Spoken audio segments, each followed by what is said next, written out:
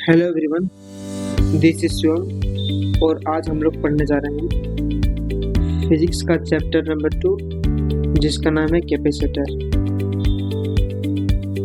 आज हम लोग पढ़ेंगे कैपेसिटर। देखो, आप लोगों ने कभी फैन देखा है? फैन, पंखा। आपका जो फैन कुछ इस प्रकार का होता है, ठीक इस टाइप का। रुको,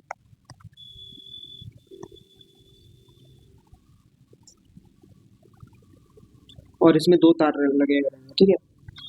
इसको हम लोग बोलते हैं कैपेसिटर। ठीक है। अब सर इसका यूज क्या है? इसका यूज बताते हैं। अब मान लो कि ये आपका पंखा, फैन है, या कोई भी इलेक्ट्रिकल, मान के चलते हैं कि हम लोग का जो घर में जो करंट आता है वो 30 एम्पियर से कम का आता है, ठीक है।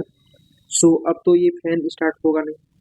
इन डेट केस हम लोग क्या करेंगे? इन डेट केस हम लोग बेसिकली करेंगे क्या कि एक कैपेसिटर लाएंगे और उस कैपेसिटर को इस फैन के अंदर डाल देंगे।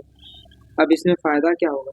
उसमें फ़ायदा ये होगा कि जो कैपेसिटर है, जो आपका जो कैपेसिटर है, वह इलेक्ट्रिकल चार्ज और इलेक्ट्रिकल एनर्जी को अपने अंदर कंज्यूम कर लेगा, ठीक है, और एक टाइम के बाद सप्लाई कर देगा। What is the work of the capacitor? Basically the capacitor are absorb and consume the electrical charge and electrical energy and supply at once time, ठीक है। मतलब कि जो कैपेसिटर है वो चोरी करता है। किसका चोरी करता है? Electrical charge. बेसिकली वो चोरी करता है। किसका चोरी करता है? वो इलेक्ट्रिकल चार्ज और इलेक्ट्रिकल एनर्जी का चोरी करता है, ठीक है, और इलेक्ट्रिकल एनर्जी का चोरी करता है, इलेक्ट्रिकल एनर्जी का, और एक टाइम के बाद वो सप्लाई भी कर देता है। ये आपका वर्क ऑफ द कैपेसिटर है, ठीक है। अब नेक्स्ट चीज देखो,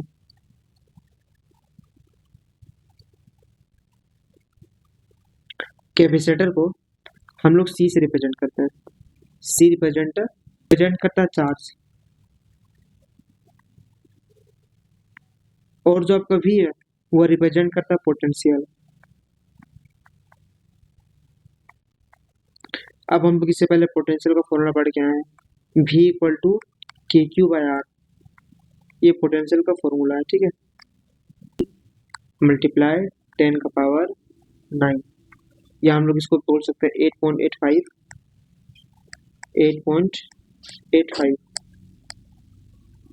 एक सेकेंड, 8.85 मल्टीप्लाई 10 का पावर 9। और के का मतलब क्या होता है?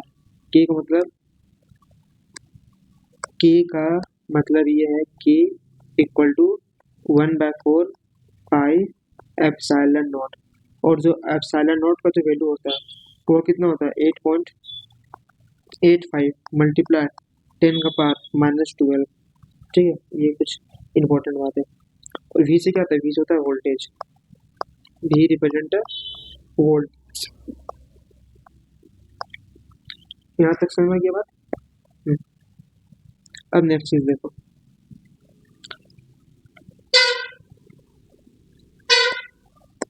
अभी तक हम लोगों ने फॉर्मूला पढ़ा, C equal to Q by V. C से होता है कैपेसिटर, वी से होता है वोल्टेज। अब ये देखना कि जो कैपेसिटर है, ठीक है, वह चार्ज और वोल्टेज पे डिपेंड नहीं करता। जो कैपेसिटर है वह चार्ज और पोटेंशियल पे डिपेंड नहीं करता। हम लोग बोल सकते हैं a capacitor are independent of a charge and potential। जो कैपेसिटर है वो चार्ज और पोटेंशियल पे डिपेंड नहीं करता, ठीक है। तो सर वो डिपेंड किस पे करता है? वो डिपेंड करता है, इट डिपेंड ऑन डायमेंशन। वह जो मटेरियल का डायमेंशन कैसा है उस पर डिपेंड करता है, और नेचर ऑफ द मटेरियल, कि किस टाइप का मटेरियल से बना हुआ है, नेचर ऑफ अ मटेरियल।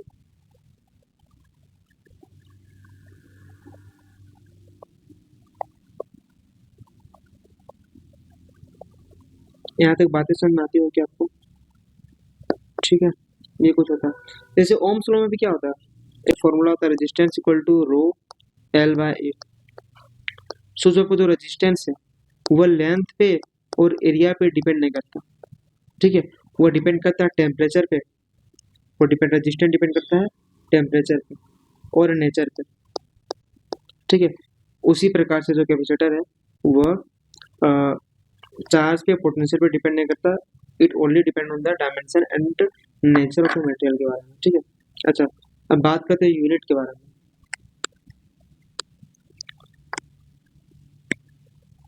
सो जो कैपेसिटर का जो यूनिट होता है, जो आपका कैपेसिटर का जो यूनिट होता है वो आपका होता है फैराड। सो एग्जाम में क्वेश्चन आएगा what is a unit of the capacitor, तो आप लिखोगे क्या फैराड, और एक रिलेशन याद रखना कि 1 माइक्रो फैराड इक्वल टू 10 का पावर -6 फैराड होता है, ठीक है। ये बात ध्यान देना। आगे देखो, अब बात करते हैं हम लोग आगे। सो इस चैप्टर में हम लोग दो टाइप के कैपेसिटर के बारे में पढ़ेंगे। देखो, सो नंबर हम लोग यहाँ पे दो टाइप के कैपेसिटर पढ़ने जा रहे हैं। कैपेसिटर, ठीक है। सो जो फर्स्ट कैपेसिटर है वो आपका स्फेरिकल कैपेसिटर है, स्फेरिकल कैपेसिटर।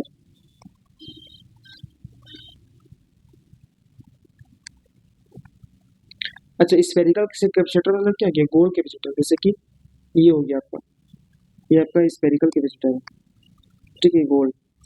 और पैरेलल कैपेसिटर का मतलब क्या हो गया, देखो आपको कुछ स्फेरिकल कैपेसिटर कुछ इस प्रकार का रहेगा, और जब वो जो पैरेलल कैपेसिटर है वह कुछ इस प्रकार का रहेगा, ठीक है, इस प्रकार का। सो हम लोग दोनों टाइप के कैपेसिटर पढ़ेंगे। सो सबसे पहले हम लोग पढ़ते हैं आपका स्फेरिकल कैपेसिटर, और इसका फॉर्मूला क्या होता है आपको ये जान लेना, ठीक है। देखो, ये आपका स्फेरिकल कैपेसिटर स्फेयर गोल है। अब हमको पता है कि पोटेंशियल ड्यू टू स्फेयर कितना होता है, हमको इससे पहले पढ़े थे हम लोग, potential due to sphere equal to K Q by R. K मतलब क्या, के मतलब हो गया 1/4 pi epsilon not R upon Q. यहाँ तक समझ में आता है, हाँ हाँ। और हमको इसका सी निकालना है, सी। तो जैसे कि आपको पता है क्या, C equal to Q by V होता है, ठीक है।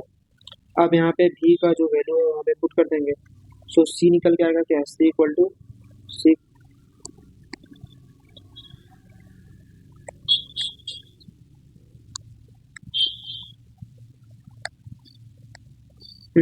सो आपका जो सी आएगा, C equal to 4 pi epsilon not R, ठीक है, ये आएगा।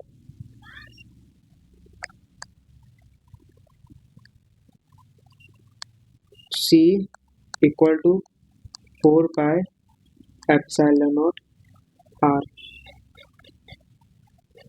ये मेरा फॉर्मूला गया, ठीक है। अब हम लोग देखेंगे आपका पैरेलल कैपेसिटर, ठीक। अच्छा, सो पैरेलल कैपेसिटर को पढ़ने से पहले कुछ कुछ फॉर्मूला हम लोग देख लेंगे, ठीक है। सो पहला फॉर्मूला ये है कि हम लोग C equal to Q by V होता है।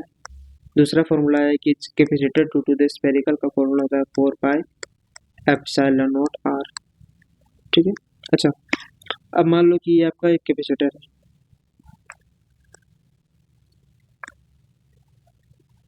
तो कैपेसिटर को हम लोग रिप्रेजेंट कैसे करते हैं, representation of the capacitor, representation of a capacitor,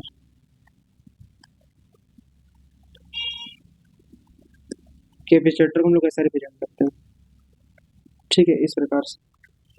सो देखो, जैसे कि मान लो कि ये आपका एक कैपेसिटर है जिसको हम लोग उसको बैटरी से कनेक्ट कर देंगे, ठीक है। सो बैटरी से कनेक्ट कर देंगे। अब यहाँ पे बैटरी कुछ वर्क डन करेगा, बैटरी कुछ से मल्टीप्लाई वोल्टेज होता है, ठीक है। अच्छा, अब हम ये भी फॉर्मूला पढ़ चुके हैं, C equal to Q by V, so Q equal to C भी हो जाएगा। अब जैसे हम लोग इसको यहाँ पे पुट करेंगे तो आपका जो वर्क आएगा वो निकल के आएगा work equal to C V square. So ये होता है, ठीक है, यहाँ तक बात क्लियर है। So work done by battery is C V square. Next चीज, अगर हम लोग एनर्जी को निकालें कि इसमें एनर्जी कितना खर्च हो रहा है, तो जो एनर्जी का जो फॉर्मूला आएगा वो आएगा पर number one formula half C V square. अब हम लोग इसमें एनर्जी को कैलकुलेट करें, एनर्जी निकालें, सो वह क्या आएगा, half C V square. Energy का फॉर्मूला होता है हाफ सी वी स्क्वायर, और एनर्जी का एक अनदर फॉर्मूला हम लोग इससे पहले इलेक्ट्रोस्टैटिक चैप्टर पढ़े थे। तो इलेक्ट्रोस्टैटिक चैप्टर में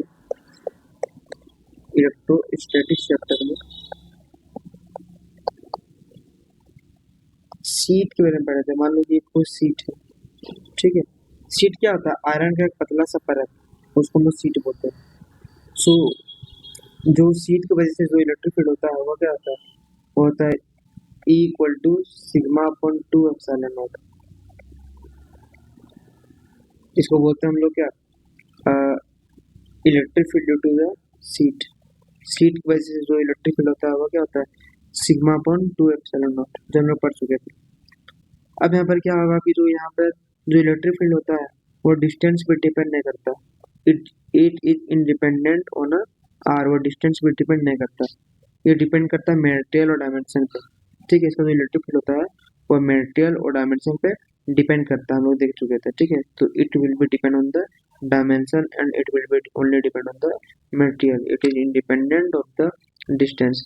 और इसका जो ग्राफ होता है कुछ ऐसा होता है, ठीक है, इसका जो कुछ ग्राफ होता है वो ऐसा होता है, यहाँ पे प्लस सिग्मा होता है, यहाँ पे माइनस सिग्मा होता है, माइनस सिग्मा। आई थिंक बातें समझ में आती होगी, ठीक है। इसका ग्राफ कुछ इस प्रकार का होता है, ये हम लोग देख चुके थे, ठीक है। अब जैसे कि दोनों सीट को अगर हम लोग पैरेलली कनेक्ट कर दें तो वो आपका पैरेलल कैपेसिटर बन जाएगा, ठीक है। दोनों सीट को अगर हम लोग पैरेलली कनेक्ट कर दें तो आपका पैरेलल कैपेसिटर बन जाएगा। देखो मैं बोलना क्या चाह रहा हूँ, मान लो कि मेरे पास एक सीट है, ये एक मेरे पास सीट है और ये भी मेरे पास एक सीट है, दोनों को पैरेलली कनेक्ट कर देंगे, हाँ कि ना। अब इसको बैटरी से कनेक्ट कर देंगे, बैटरी लिए और इस बैटरी के साथ इसको कनेक्ट कर दिए। सो इन डेट केस यहाँ से निकलेगा करंट आई, इसको हम लोग बोलेंगे पॉजिटिव टर्मिनल और इसको हम लोग बोलेंगे नेगेटिव टर्मिनल, ठीक है। सो यहाँ पे जो इलेक्ट्रिक फील्ड क्रिएट होगा वह क्या होगा, E equal to sigma upon epsilon naught, और जो एप्सिलॉन नॉट का जो वैल्यू होता है वो क्या होता है, जो एप्सिलॉन नॉट का जो वैल्यू होता है वो होता है 8.85 मल्टीप्लाई 10 का पावर 9, 10 का पावर -12, 10 का पावर -12, ठीक है, ये होता है। अच्छा, सिग्मा को हम लोग बोलते हैं sigma equal to charge upon area, ठीक है। सो जब हम लोग सिग्मा का वैल्यू यहाँ पे पुट करेंगे तो आपका जो इलेक्ट्रिक फील्ड होगा वो आपको होगा charge upon area epsilon naught, ठीक है, ये होगा electric field due to the parallel capacitor, ठीक है। ये आपका सीट नंबर 1 है और ये सीट नंबर 2 है। अब बेसिकली यहाँ पे हम लोग क्या करेंगे कि मान लो कि आपका कोई डाइलेक्ट्रिक मीडियम है, जो डाइलेक्ट्रिक मीडियम होता है वो अनचार्ज होता है, ठीक है। अच्छा, अगर ये मान लो कि अगर एयर है, सो इन डेट केस जो डाइलेक्ट्रिक मीडियम का जो वैल्यू होगा वो 1 होगा, ठीक है। और अगर डाइलेक्ट्रिक मीडियम आपका कोई भी मेटल तो इसका जो के का वैल्यू होगा वो इनफाइनाइट होगा। अब हम लोग क्या करेंगे कि उसको डाइलेक्ट्रिक मीडियम लाएंगे और इसको पैरेलल कैपेसिटर के बीच में पुट कर देंगे। सो इन डेट केस यहाँ पे इलेक्ट्रिक फील्ड में कुछ चेंजेस आएगा।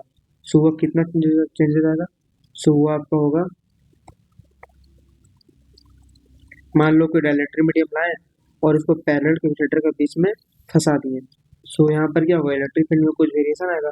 सो वो वेरिएशन आएगा E equal to sigma upon K epsilon naught. ठीक है, अगर आपका जो के है वह मेटल आ गया, जैसे कि इन डेट केस अगर आपका जो के है वह मेटल आ गया, सो मेटल अगर के मेटल है सो हम लोग के का वैल्यू लेंगे इनफाइनाइट। और अगर के जो है वह एयर हो गया सो हम लोग के का वैल्यू हम लोग लेंगे 1। ठीक है, यहाँ तक क्लियर है? ठीक, अच्छा। अब हम लोग देखते हैं कि बीच में जो डिस्टेंस है उसको हम डिनोट करते हैं स्मॉल डी से, और इसका जो एरिया है वह ए है। अब हम लोग करेंगे क्या, हम लोग एक डायलेक्ट्रिक मीडियम लाएंगे जिसका थिकनेस, जैसे कि मान लो कि आपका ये जो डिस्टेंस है वो आपका 2 सेंटीमीटर है। ठीक है, अब ये जो डायलेक्ट्रिक मीडियम है उसका जो थिकनेस है वो आपका 1 सेंटीमीटर है। अब तो आप जैसे इसको यहाँ पे डालोगे, जैसे यहाँ पे डालोगे, सो इन डेट केस इलेक्ट्रिक फील्ड में कुछ वेरिएशन आएगा। सो वो वेरिएशन कितना होगा, वो वेरिएशन होगा E equal to sigma upon K epsilon naught. ये लोग देख चुके थे। अगर जो के है, अगर आपका जो के है वो अगर एयर आ गया, एयर है सो के का वैल्यू 1 लेंगे, और अगर जो के है वो मेटल आ गया सो हम लोग इनफिनाइट लेंगे। तो हम लोग ये चीज देख चुके थे। ठीक है, अच्छा। अब हुआ क्या कि कोई भी डायलेक्ट्रिक मीडियम अगर हम लोग इस पैरेलल कैपेसिटर का वैल्यू डालेंगे सो इन डेट केस कैपेसिटेंस में भी कुछ वेरिएशन आएगा।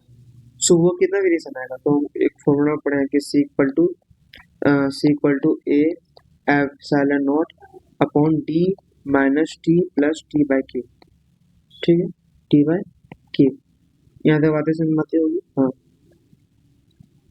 जो आपका जो एप्सिलॉन नॉट है वो पता है, जो एप्सिलॉन नॉट है उसको बोलते हैं हम लोग permeability of the free space, और इसका वैल्यू आपका होता है 8.85 अप टू, जैसे होता है ना, एक सेकंड देखो, ये जो प्लेट है उसका एरिया है ए और इसका भी एरिया है ए। क्लियर है यहाँ तक? अच्छा, दोनों प्लेट के बीच में जो डिस्टेंस है वो आपका डी है। अब डायलेक्ट्रिक मीडियम में जो थिकनेस है वो आपका 1 सेंटीमीटर है, और ये जो डी है वह 2 सेंटीमीटर है। अब जैसे आप इसको डालोगे, ठीक है, सो जो डी का आधा क्या है, तो मान लो कि 2 सेंटीमीटर, तो यहाँ पे 2 सेंटीमीटर है, यहाँ पे 1 सेंटीमीटर है, मतलब कि यहाँ पे D/2 है। ठीक है, D/2 है। सो अब हम लोग सारा वैल्यू के यहाँ पे रखेंगे, सो आएगा क्या,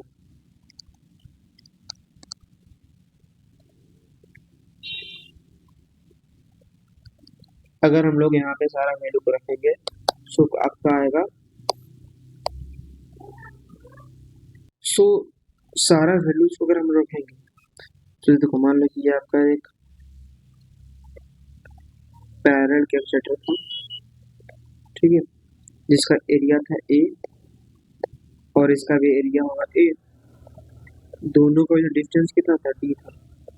अब हम लोग क्या करते हैं कि कोई डायलेक्ट्रिक मीडियम लाते हैं और इसको यहाँ पे डाल देंगे, और ये जो डायलेक्ट्रिक मीडियम उसका जो थिकनेस है वो D/2 है। मान लो कि ये जो डी अगर आपको गिवन है 2 सेंटीमीटर और आपको ये दिया हुआ है 3 सेंटीमीटर, सॉरी 1 सेंटीमीटर, सो इसका आधा डेट मीन की D/2 है। सो इस केस में कैपेसिटेंस में कुछ वेरिएशन आएगा, सो वो कितना का आएगा, वो आपका आएगा C equal to A epsilon not D minus D by, एक second,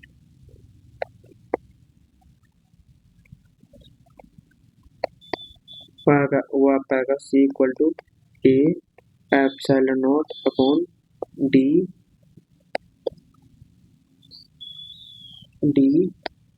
minus D/2 plus D/2 upon के।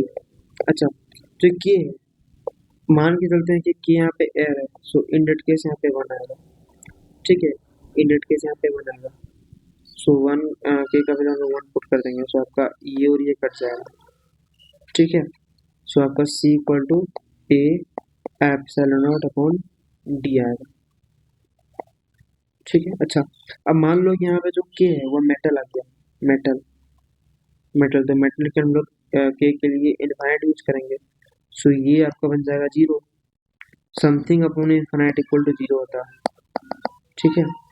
हाँ, सो होगा क्या कि ये जीरो हो जाएगा, so D minus D by two. So answer क्या होगा?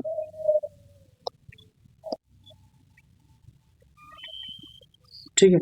सो आपका जो आएगा C equal to A epsilon not D by two. जब ये मेटल, जब ये मेटल होगा तब इंडेट के सी आएगा। ठीक है, वेरी गुड।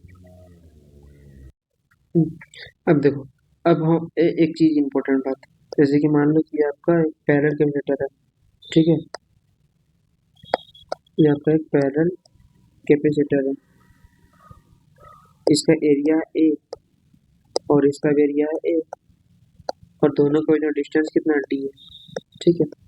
अब हम लोग क्या करते हैं कि एक डाइलेक्ट्रिक मीडियम लाते हैं, है ना, डाइलेक्ट्रिक मीडियम लाए और इसका जो पूरा एरिया, इसका जो थिकनेस है वो डी है।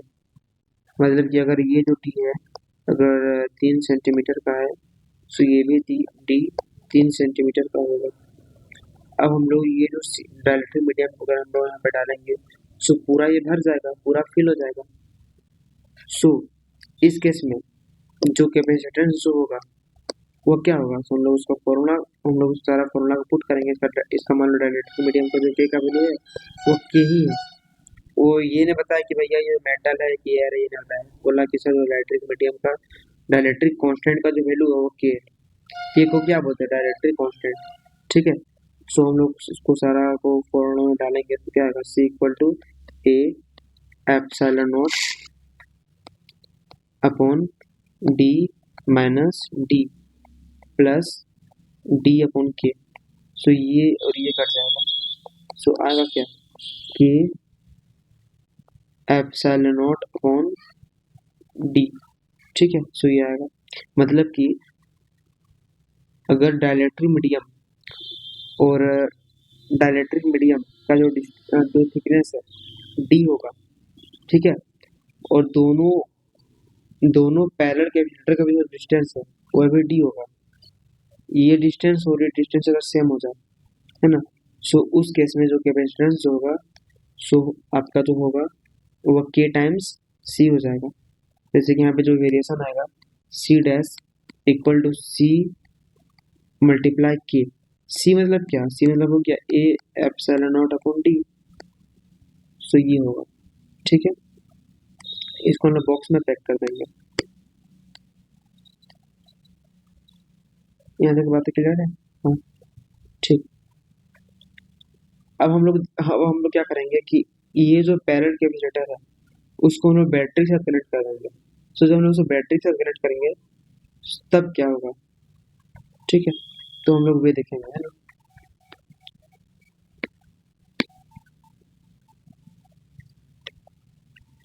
देखो, अब क्या होगा कि मान लो कि मेरे पास एक पैरेलल कैपेसिटर है।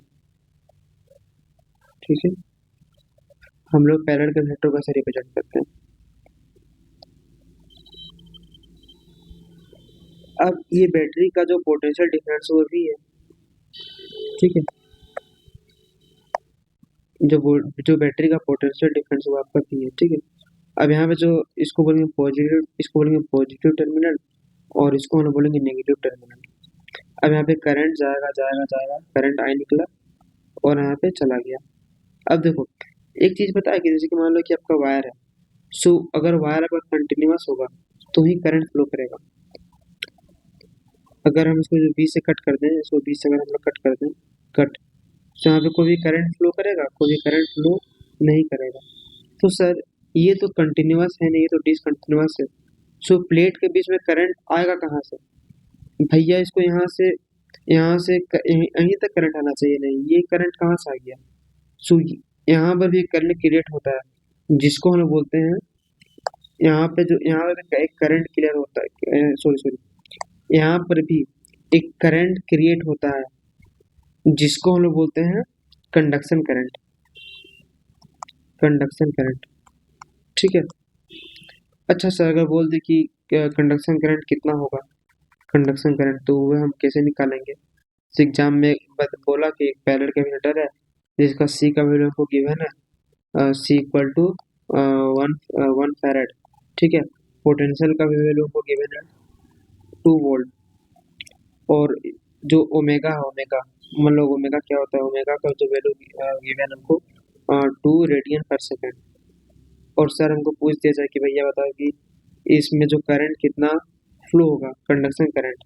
तो इसमें कितना करंट फ्लो होगा, तो जाहिर सी बात है कंडक्शन करंट ही होगा। सो हम लोग कंडक्शन करंट निकालते कैसे, ठीक है। सो उसके लिए फॉर्मूला, ये फॉर्मूला आप इस प्रकार से याद कर लेना, ठीक है। जैसे कि हमको पता है कि V equal to I R होता है ना। V से क्या हो गया, V से हो गया इसका जो पोटेंशियल डिफरेंस, हमको I निकालना है।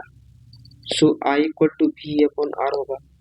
और यहाँ पे जो R है ना, R में रेजिस्टेंस होगा, तो ये रेजिस्टेंस मत कर देना कि यहाँ पर ये जो रेजिस्टेंस है ये तो गिवन है, जैसे हम लोग सोल्व कैसे करेंगे, तो ये रेजिस्टेंस है। यहाँ पे जो रेजिस्टेंस होगा वो आपका होगा XC, ठीक है, XC।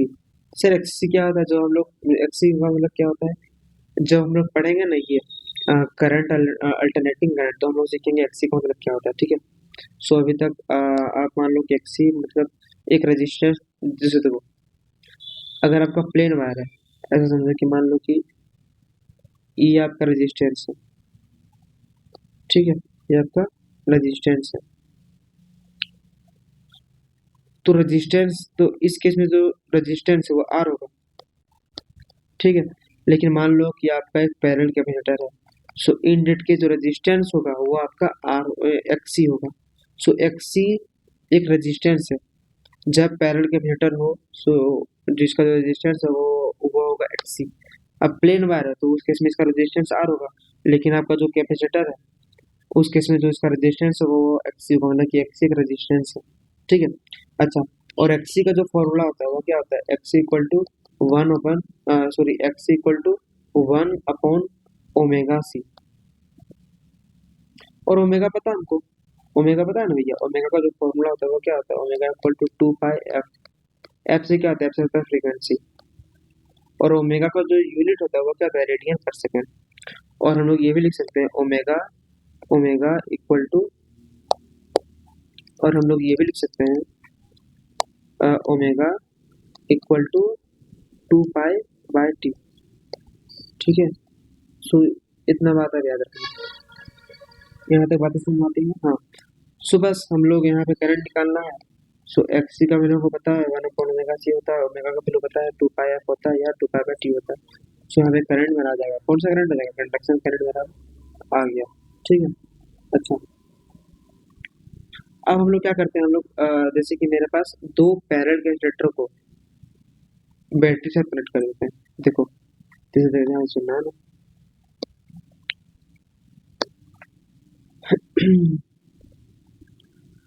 जैसे कि एक सेकेंड, देखो मान लो कि मेरे पास एक कैपेसिटर है, जैसे कि मान लो कि ये आपका कैपेसिटर है जिसको हम लोग C1 बोलते हैं, ठीक है। और इसको बैटरी से कनेक्ट कर देंगे जिसका जो पोटेंशियल डिफरेंस है आपका V1 है, ठीक है, V1 है। और ये हम इसको कनेक्ट कर देंगे एक अनदर कैपेसिटर के साथ,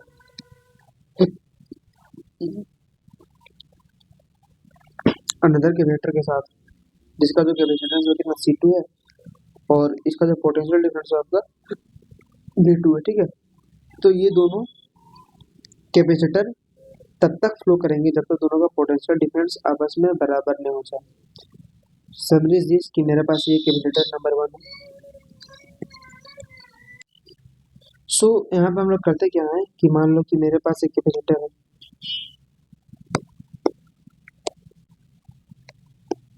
जैसे कि मान लो कि मेरे पास एक कैपेसिटर है जिसको हम बोलते हैं C1, और इसको एक बैटरी से कनेक्ट कर देंगे जिसका जो पोटेंशियल डिफरेंस है आपका V1 होगा। अब इस यही कैपेसिटर को और एक कैपेसिटर के साथ हम लोग कनेक्ट कर देंगे, ठीक है, और एक कैपेसिटर के साथ हम लोग कनेक्ट कर देंगे C2 और V2 के साथ। अब दोनों, जैसे कि दोनों में करंट फ्लो होगा, इसमें इसका इसके इसके अंदर जो पोटेंशियल डिफरेंस है वो यहाँ पे आएगा, इसके अंदर जो पोटेंशियल डिफरेंस है वहाँ पर जाएगा, दोनों आपस में एक्सचेंज करेंगे अपना पोटेंशियल डिफरेंस। सो इन डेट केस क्या होगा कि मान लो कि ये आपका पॉजिटिव है और ये आपका नेगेटिव है, ठीक है। अब यहाँ पे पॉजिटिव है, ये नेगेटिव है, मतलब दोनों का टर्मिनल जो है सेम है, दोनों का जो टर्मिनल होगा आपका सेम है। सो इस केस में क्या होगा, इस केस में दोनों दोनों दोनों का जो पोटेंशियल डिफरेंस फ्लो करेगा, सो ये तब तक फ्लो करेंगे जब तक दोनों का पोटेंशियल डिफरेंस आपस में बराबर ना हो जाए। जैसे कि मान लो इसका जो पोटेंशियल डिफरेंस है वो आपका 2 है और इसका जो पोटेंशियल डिफरेंस है, मान लो कि इसका जो पोटेंशियल डिफरेंस है 2 वोल्ट है, ठीक है। इसका जो पोटेंशियल डिफरेंस है 2 वोल्ट है और इसका जो पोटेंशियल डिफरेंस है 3 वोल्ट है, ठीक है। तो ये दोनों फ्लो करेंगे, तब तक फ्लो नहीं करेंगे जब तक दोनों का पोटेंशियल डिफरेंस बराबर नहीं हो जाए। तो दोनों बराबर कब होगा, दोनों का एवरेज ले लो 2 + 3 अपॉन, हाँ तो 2 + 3 अपॉन 2, सो ये कितना होगा 5/2, तो 2.5 वोल्ट, मतलब कि 2.5 वोल्ट में दोनों का कॉमन पोटेंशियल आएगा, ठीक है। तो ये तब तक फ्लो नहीं करेंगे जब तक 2.5 वोल्ट नहीं आ जाए, तब तक ये फ्लो करेंगे। यहाँ पे समझ में आ गया। तो सर इसके लिए फॉर्मूला, वो फॉर्मूला क्या, वो हम लोग फॉर्मूला देखेंगे, ठीक है। एक second,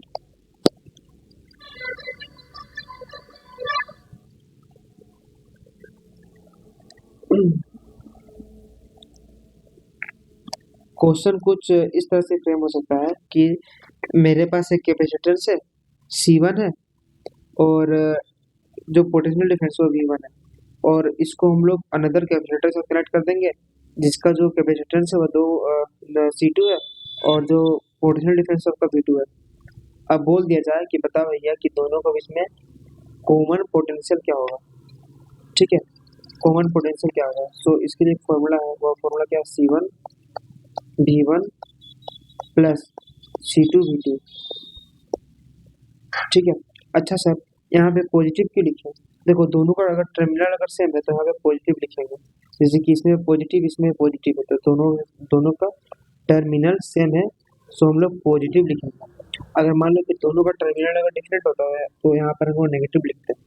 so C1 V1 plus C2 V2 equal to C1 V plus C2 V। अब यहाँ पे V और V कॉमन ले लेंगे, सो होगा क्या, C1 V1 plus C2 V2 equal to V common आ गया, तो V आपका कॉमन आ गया ना, हाँ V इज कॉमन, और यहाँ पे लिखेंगे C1 plus C2, C1 plus C2। सो ये आपका हो गया potential difference.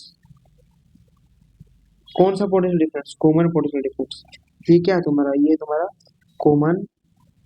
Common potential difference. यहाँ दबाने समझ आती है, आती होगी, ठीक है। सो ये ऐसा कुछ होता है, इसको बोलते हैं हम लोग कॉमन, इसको हम बोलते हैं कॉमन पोटेंशियल डिफरेंस, ठीक है। हाँ अच्छा दोनों का अगर टर्मिनल अलग होता सो इन डेट केस यहाँ पे पॉजिटिव का पॉजिटिव होता है, यहाँ पे बस हम लोग नेगेटिव साइन का यूज करते थे, ठीक है। हाँ अब देखो बात करते हैं सीरीज और पैरेलल के बारे में। देखो सीरीज और पैरेलल क्या होता है, मान लो कि आपका एक कैपेसिटर है C1 और इसको हम लोग एक अनदर कैपेसिटर साथ कनेक्ट कर देते हैं। ये किस में आपको लग रहा है, ये आपका सीरीज में। सो अगर कैपेसिटर सीरीज में आपस में कनेक्टेड है, सो उस केस में जो सी नेट आएगा, सी नेट वो आपका क्या होगा, C1 multiply C2 upon C1 plus C2 हो जाएगा, ठीक है।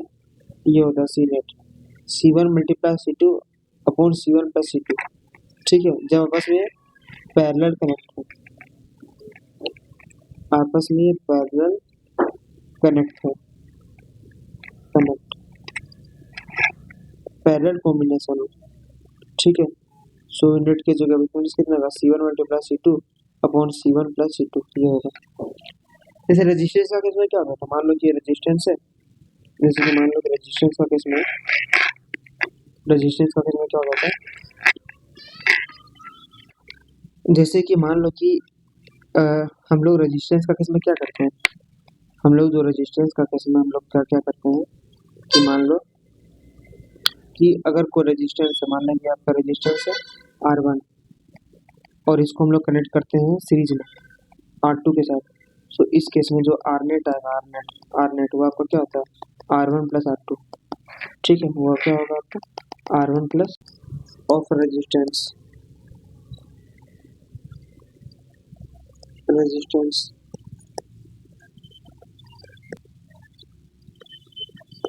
देखो मान लो कि ये आपका रेजिस्टेंस है, ठीक है, और ये आपका रेजिस्टेंस है, इसको बोलते हैं हम लोग R1 और इसको हम लोग बोलते हैं R2 और इसको हम लोग एक बैटरी के साथ कनेक्ट कर देंगे, इसको हम लोग एक बैटरी के साथ कनेक्ट कर देंगे।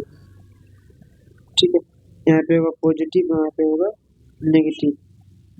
सो यहाँ पे आई करंट फ्लो होगा और इसका जो पोटेंशियल डिफरेंस वो भी है। ठीक है, सो इसमें क्या होगा, इसमें जो R1 जो आपको जो R1 है और जो R2 है, दोनों में करंट क्या होगा, सेम होगा। दोनों में आपका जो करंट है वह सेम होगा। मतलब कि अगर आपका जो रेजिस्टेंस है वह सीरीज में कनेक्ट है, अगर आपका जो रेजिस्टेंस है वो सीरीज में कनेक्ट है, सो इन डेट केस क्या होगा कि जो करंट होगा सेम होगा। ठीक है, करंट विल बी सेम। मान लो कि यहाँ पे जो करंट है वह 2 एम्पियर का, 2 एम्पियर। सो रेजिस्टेंस R1 में भी 2 एम्पियर होगा और R2 में भी 2 एम्पियर होगा। ठीक है, सो ये बात ध्यान देना। ठीक है,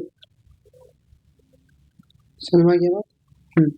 और अगर ये आपस में पैरेलली कनेक्टेड है, अच्छा अच्छा ये भी ध्यान देना कि ये जो रेजिस्टेंस और ये जो रेजिस्टेंस है ना, इसमें जो वोल्टेज होगा वो डिफरेंट होगा।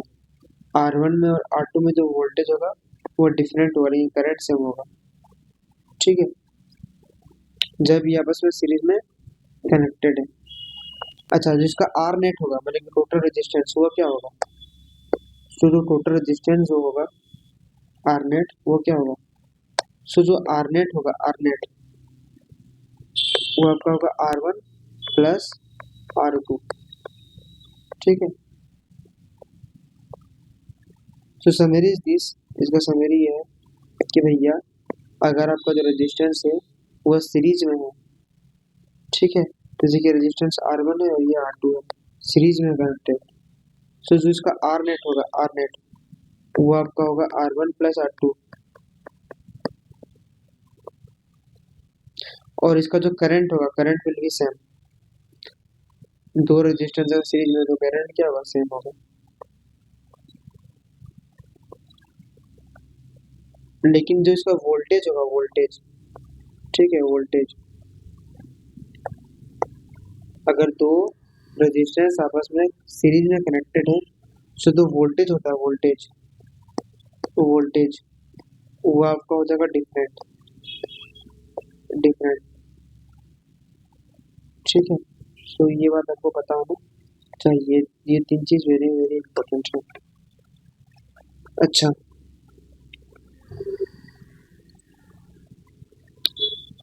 और उसी प्रकार से मान इन इन parallel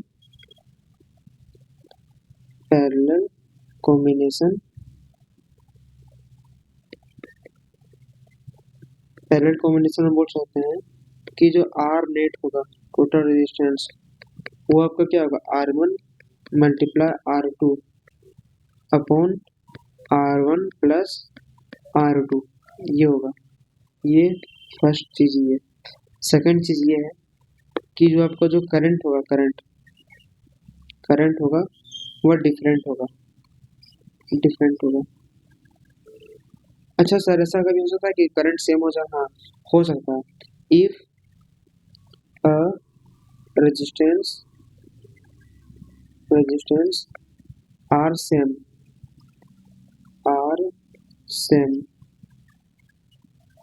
then then current is, if resistance are same then current is same. अगर रेजिस्टेंस है तो करंट भी सेम होगा, लेकिन अगर रेजिस्टेंस डिफरेंट डिफरेंट है तो करंट सेम नहीं होगा। ठीक है। अच्छा, लेकिन एक बात ध्यान देना, नंबर 3 पॉइंट ये है। सो हम लोगों ने भी ये देखा कि इन अ केस ऑफ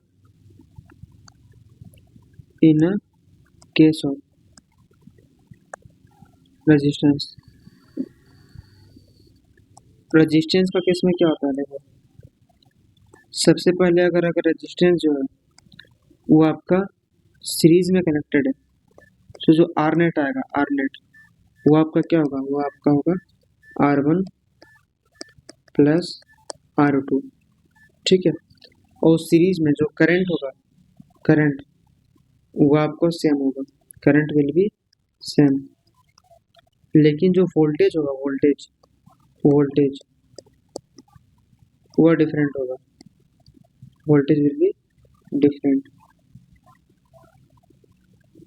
ठीक है, यहाँ से बात समझ आती है। और हम लोग बात करेंगे नेक्स्ट चीज़ के बारे में। नेक्स्ट चीज़ का मतलब ये है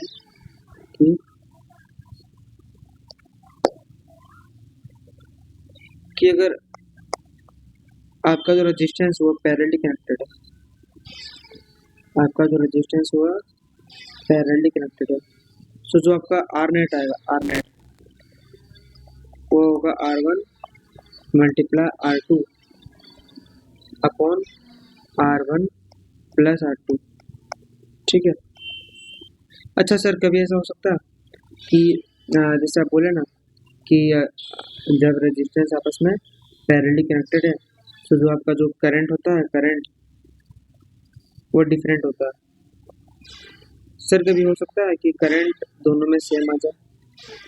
हाँ हो सकता है, यस, जब रेजिस्टेंस आपस में इक्वल है, जब रेजिस्टेंस विल बी इक्वल, जब रेजिस्टेंस इक्वल होंगे तो in that case current will be same होगा। ठीक है। अच्छा, तो पैरेलल कॉम्बिनेशन में आपका जो करंट वो डिफरेंट होगा, लेकिन जो वोल्टेज है, वोल्टेज आपका जो वोल्टेज होगा वो डिफरेंट होगा। ठीक है, voltage will be different. Thank you. ठीक है, आवाज़ आ रही है? अब देखो, जैसे कि हम लोग बात करते हैं इन केस ऑफ रेजिस्टेंस, मान लो कि आपका एक रेजिस्टेंस है, ठीक है, R1 और ये R2। अब इसका जो पोटेंशियल है V1 है और V2 है। सो अगर ये आपस में पैरेलली कनेक्टेड है, आपस में पैरेलली कनेक्टेड है, ठीक है, आपस में पैरेलली कनेक्टेड है, सो होगा क्या, इसमें होगा कि आपका जो करंट होगा वो सेम होगा और आपका जो वोल्टेज होगा डिफरेंट होगा। ये बात आपको बता। ठीक है।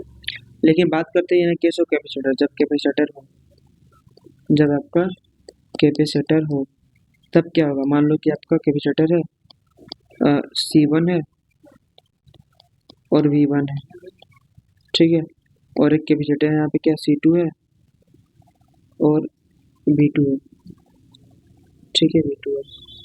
सो इन दैट केस क्या होगा, आपका जो पैरेलल कॉम्बिनेशन अगर है, सो इन दैट केस जैसे कि हम लोग रेजिस्टेंस का केस में दो चीज़ जानते हैं, रेजिस्टेंस का केस में हम लोग को दो चीज़ पता है, नंबर 1 चीज़ पता है करंट और नंबर 2 पता है वोल्टेज। मतलब कि अगर पैरेलल कॉम्बिनेशन है तो करंट डिफरेंट होगा और वोल्टेज सेम होगा। ठीक है। इन अ केस ऑफ रेजिस्टेंस मतलब कि दो दो यहाँ पे दो टूल्स है, या तो करंट है या तो वोल्टेज है। लेकिन कैपेसिटर में आपको कभी भी करंट नहीं पूछेगा, कैपेसिटर में दो चीज़ आपका आएगा, एक आएगा चार्ज आएगा और एक आएगा आपका वोल्टेज। ठीक है, तो हम बोल सकते हैं इन केस ऑफ रेजिस्टेंस जो दो टूल्स होंगे, चार्ज होगा या तो वोल्टेज। ठीक है। सो रेजिस्टेंस का केस में आपका करंट डिफरेंट होता है पैरेलल कॉम्बिनेशन में, लेकिन in a case of capacitor, capacitor में पैरेलल कॉम्बिनेशन में चार्ज डिफरेंट होता है और वोल्टेज सेम होता है। यहाँ तक बात क्लियर है, ठीक है। सो ये अंतर है, बेसिक अंतर।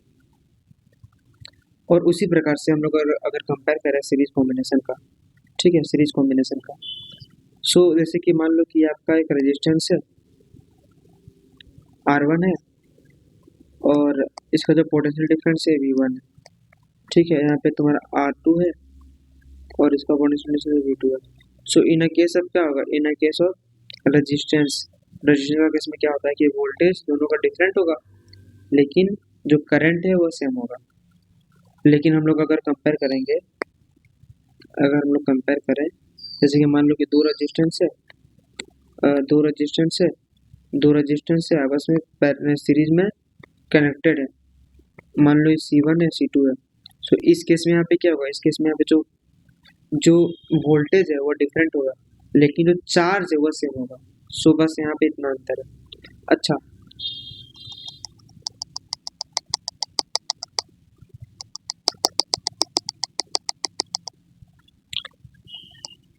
अच्छा, अब एक चीज ध्यान देना सर, यहाँ पे आप बोले कि यहाँ पे जो वोल्टेज होगा डिफरेंट होगा। सर जैसे कि मान लो कि आपका जो बैटरी है, मान लो इसको एक हम लोग बैटरी के साथ कनेक्ट कर देंगे, ठीक है, बैटरी से कनेक्ट कर देंगे और मान लो कि जो बैटरी का जो पोटेंशियल डिफरेंस है वो 5 वोल्ट है, बैटरी का जो पोटेंशियल डिफरेंस है वो 5 वोल्ट है, एक फ्रेश फेज में इसको करते हैं, ठीक है। आपका कैपेसिटर है वह सीरीज में कनेक्टेड है, वो आपका सीरीज में कनेक्टेड है। सो इस केस में इसके बाद जो चार्ज होगा वह C1 होगा और इसके बाद जो चार्ज होगा C2 होगा। अब यहाँ पे दोनों डिफरेंट होगा, तो अब मान लो कैपेसिटर C1 है और यहाँ पे C2 है, दोनों का बीच में जो चार्ज है वो डिफरेंट होगा। सो वो कितना होगा, सो हम लोगों को निकालना है, तो C1 equal to C1 multiply total charge upon C1 plus C2, और हम लोग को अगर Q2 निकालना है सो वह क्या होगा, C1 C2 multiply total charge upon C1 plus C2। सो ये कुछ कुछ फॉर्मूला है, इसको बॉक्स में पैक कर देंगे हम लोग, ठीक है। यहाँ तक कंप्लीट है।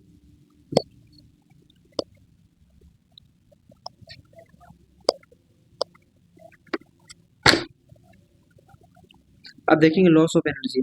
मान लो कि आपका कैपेसिटर है, ठीक है,